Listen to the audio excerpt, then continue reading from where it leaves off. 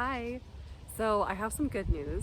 My husband came home from the hospital last night, got to have his first night at home in his own bed. Of course, he was thrilled. We are so happy to have him home. He is so happy to be home after almost 3 weeks of being in the hospital. So praise God for that.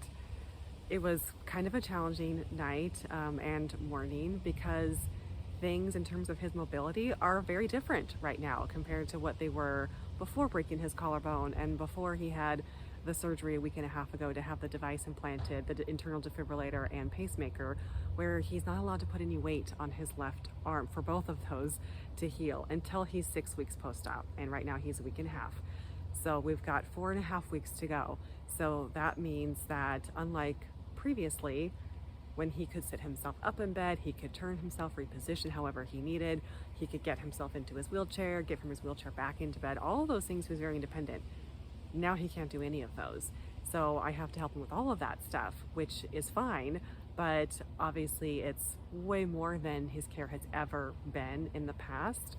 And I was trying to, and I had set myself for mentally doing it all myself anyway, saying it's okay, I can do this.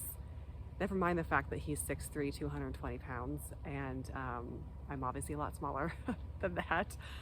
And through working with physical therapists and the occupational therapist in the hospital, and with how things went last night and this morning, I've come to realize, a couple of things. But number one, I need to be willing to ask for help for this stuff. And I'm good at asking for help for some things. Not everything, not others, and especially not when it comes to his care. Unless I'm traveling or things are really intense at work, then we've always hired people to come in and do his care and take care of him in those regards. But when I've been at home, I've always done it myself. For 19 years, I've always done it myself, and I've never needed help. Obviously, things are very different right now. The circumstances are very different, but I still had that mindset of, oh, I should be able to do it myself. I can do it myself. We've got the lift. We had a mechanical lift delivered yesterday from the DME company. I can do this myself. And I had to recognize that for his safety as well as mine, I need to have some help. So I actually called an agency just a little bit ago just to start making arrangements to have some people hopefully coming into the house to assist with all of these different things. So asking for help when I normally would not, that was the first lesson. And the second, and this is a phrase that I'm sure you've heard before, is this too shall pass. This too shall pass. It's temporary. This is not permanent. And it's only 4.5 weeks. It's not even 4 years, 4 months. It's 4.5 weeks to go of doing things this way. We can do this. We can figure it out. We can get through it safely for both of us. It is not permanent. This too shall pass.